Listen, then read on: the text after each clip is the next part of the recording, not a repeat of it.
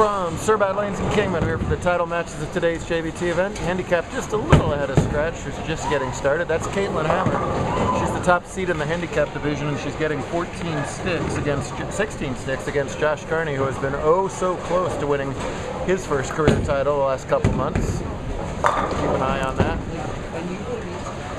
As it stands, through 4, she trails by 11, but misses that spare, so has a chance to go down by even more. Josh has been on a tear in 2019, didn't do much before then. Got off to a good start at the surf and really hasn't looked back since then. Making a whole bunch of top 4s, but not able to break through for that win. He's got a golden opportunity to do so now, as he's got Hammer behind already. But leaves a tricky split himself.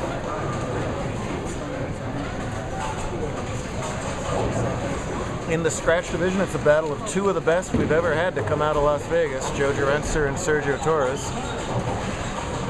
Joe looking to win his landmark 10th career title, while Serge looking for number 7, he thinks. We'll have the stat department check on that later.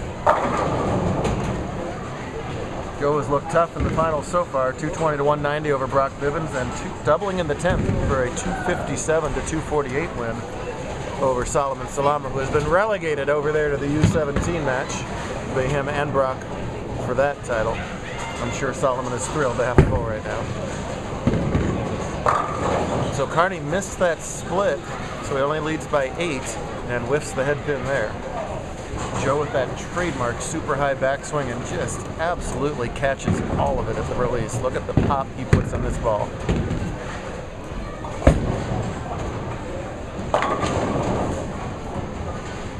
A little less pop would have been just fine there as he leaves the 4.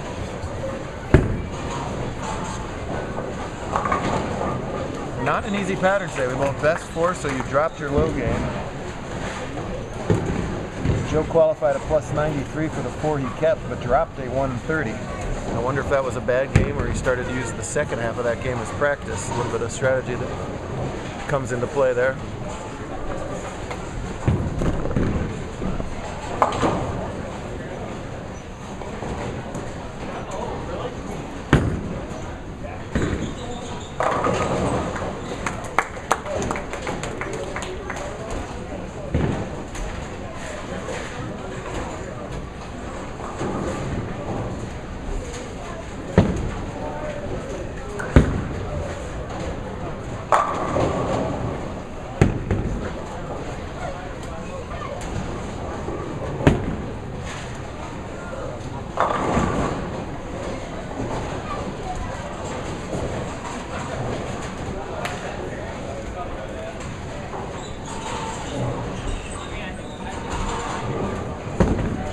Get U17 started over there. Meanwhile, Serge struck in his 3rd, has a chance to take a 9-pin lead if he can consolidate with the double here in the 4th. A little bit of a hop, but no slouch in the pop department either, as Serge, he gets that light hit to scatter and takes that early lead.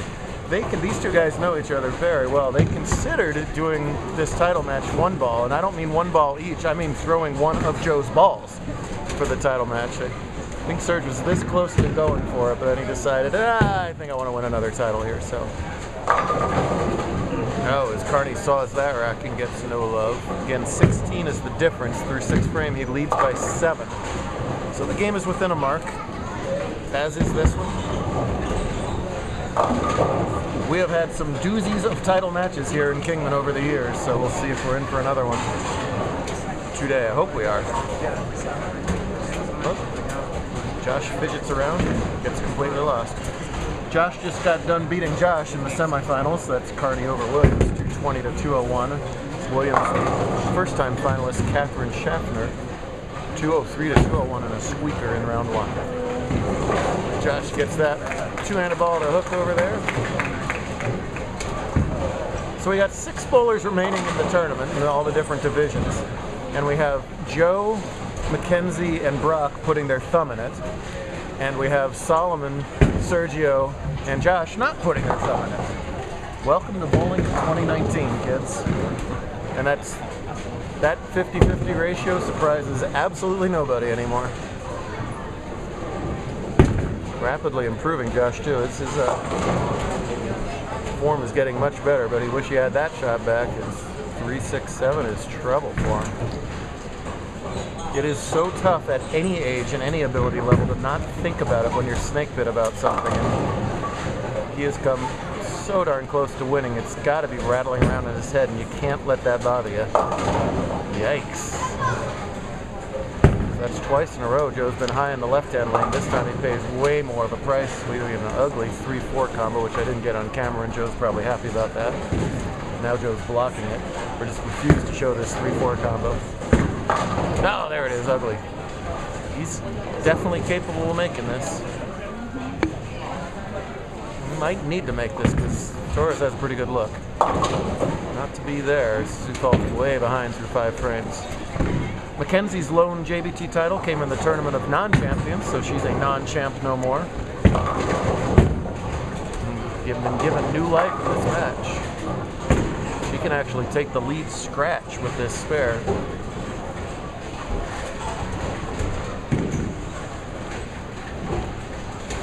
She's gonna cut off Sergio.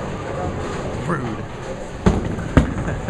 I think they're both focused on their own game this time.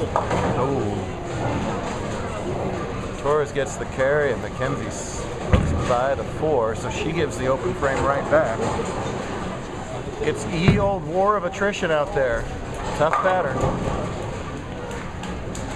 She now trails by 6, but gets 16 back, so it's a 1-mark game. Carney's got to be thankful that he's that close in this match.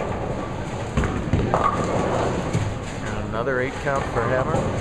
Serge looking to put the hammer down. If he can make it 4 in a row right here. That's some good commentating.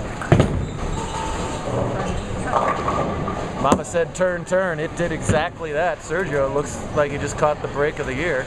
Not where you wanted to put it? No. Serge says it's pretty bad. It looks all right from here, though. 4 in a row and a big old lead.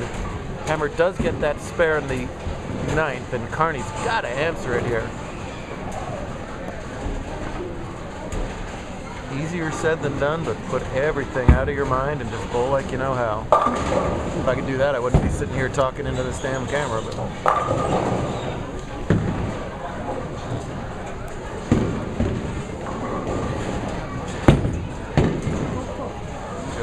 good ball, Joshua. He knows it too. Best shot of the match for Carney. He would love to do that at least one more time here in the 10th. We'll see what happens. Joe, meanwhile, high for the 3rd straight time, now in the right lane as well. He's got a thoughtful look on his face, doesn't he? What the heck do I do now? He's already pretty far left. I don't think in this particular pattern, which is Statue of Liberty, if I didn't mention it, that fall down and go right is much of an option. Here's Carney in the 10th. Yeah, gets that 7 pin out and flip-flops the lead. So just what the guy babbling ordered there. So those 2 beautiful shots.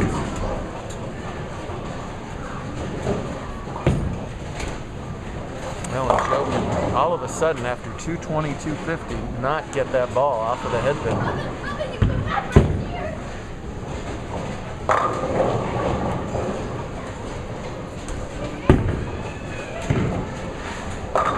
Three in a row for Carney. So he gets 185 with 1 more strike, and again, he's got to win by 16. Hammer can strike out for 1 is 69, plus 16 is 185. So look at that. If Josh gets this strike, Mackenzie would need to come up with all 3 to tie. We've already had a 3-way tie today for the cut. So this is a very important fill ball to ensure at least a tie. Doesn't get that, so now Mackenzie needs 2 and 9 to win. Great finish either way for Carney. She got 2nd life and took full advantage of it, and now this is a young lady that's rapidly improving in Arizona. She and her sister have had a lot of good results lately, but she needs to come up with 28 pins here in the 10th for 167 in a tie, 29 to win. Has to have this one. It's going Brooklyn. She's got it. Wow. Sweet.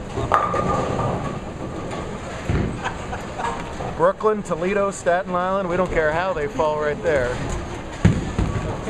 Strike 8 is 167 plus 16 for 183, which is a tie, so she does need Strike 9 to win.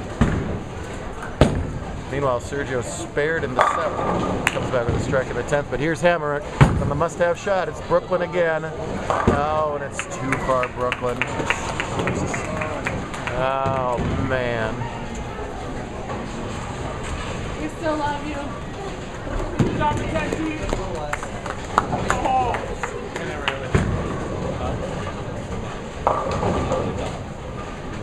What can Joe find here? It just swings it wider. Oh, and all that power. Love taps out that 10.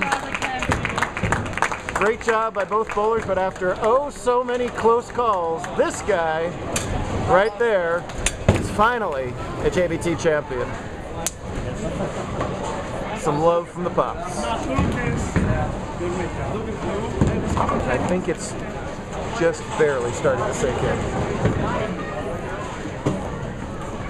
Joe can pack for 212, Sergio going at a 226 pace, so absolutely mandatory strike. Boy, kind of saw that one coming. It was high, high, high. He finally adjusts, and the ball doesn't do anything at the break point there, a 2-pin, and that's just about going to end his quest for 10. And make this guy's guest appearance pretty darn satisfactory.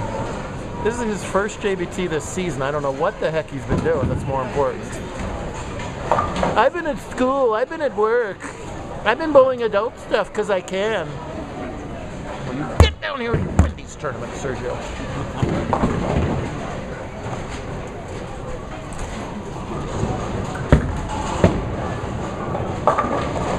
But would he have been able to do it with Joe's ball?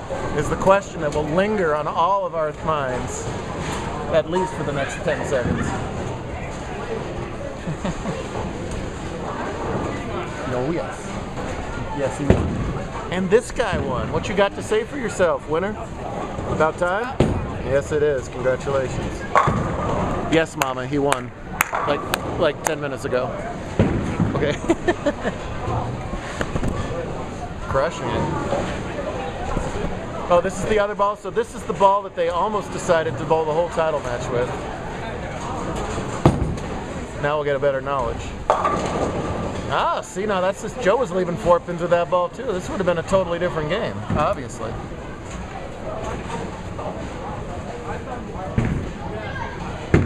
Well, Vegas divides up first and second. Not so bad.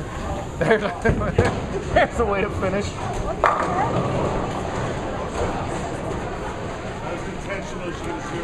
I will recorrect my score to 244 and go on from there.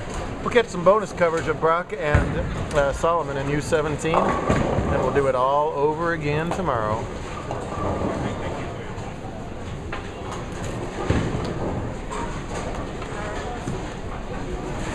Let's get over there and do that bonus coverage. Why cut? Let's go. Why cut? Let's just keep on rolling. Oh, okay. Rolling, rolling, rolling. Hey, look, it's Brock Bivens. He's still bowling. He's still striking. He's got 136 through 6, and that's good for a 16-pin lead with that double over Solomon. In the U17, you got to win 3 times during the season to get into the U17 TPC, and that's where all the big money is. You're fine, guys. Stop. This is like my parent go-away machine. As soon as I get near with the camera, the parents just zing! They just get right out of there. It's unbelievable. As Solomon answers with a double of his own to close to within 7. You are the parents of a JBT champion. You don't got to go anywhere right now. There you go. Bask in your glory. So Brock only has 1 U17 win so far this season, so he needs to find a way to win 2 more. Solomon has 748,298 of the wins. But that doesn't matter. He's trying to prevent Brock from getting one of the 3 that he needs. So there's sort of a defense going on here. To take the lead in the 9th. No! Half 7. Boy, he thought he threw that good. Body language tells the story. He thought he had 10. Instead, he's got 9, and Bivens can shut him out in the 9th and 10th now, depending what happens. Solomon can max to 228. Strike in the 9th and spare in the 10th, and Brock would have that beat no matter what. Takes care of the 7. walks off nonplussed. Nonplussed is a weird word. I mean, it's just generally minus. Why don't we just say he walks off minus? These are the things that keep me up at night. Allow me to drive home and not fall asleep after a full weekend. That's right. That's right. Brock, definitely one of the up-and-comers in Arizona stretch.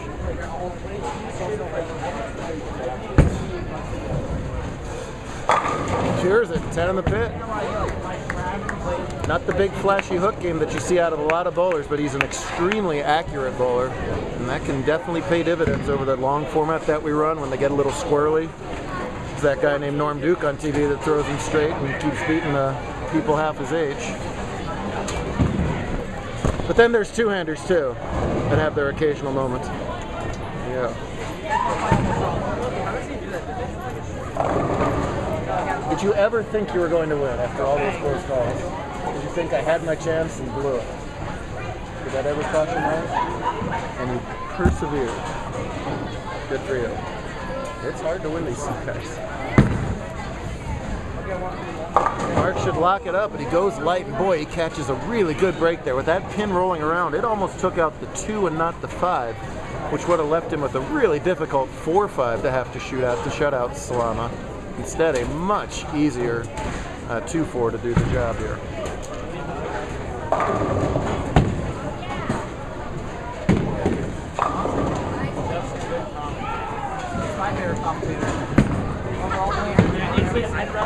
Gets it, and with count he'll do it.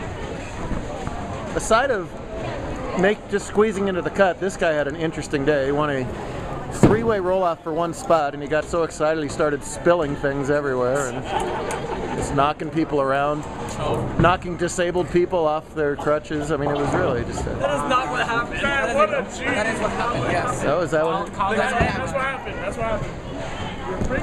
Stay behind the foul line, Brock, and notch number 2 in the U17. There you go. A solid 233 effort.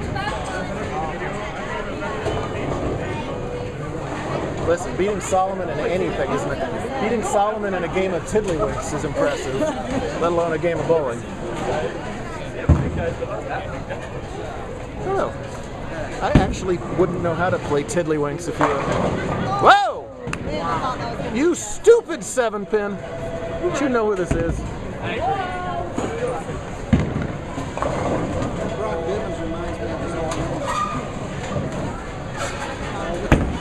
In what way, sir? Disappointed? I thought that was another hair joke, but I'm just going to leave it be. Well, Solomon will have plenty more successes down the road. Right now, he's going to, of course, say goodbye in the fill ball. So, fine effort, but it's Brock getting U17, Josh Carney getting handicap, and Sergio Torres, that guy, playing the stretch. Great job. We'll do it tomorrow.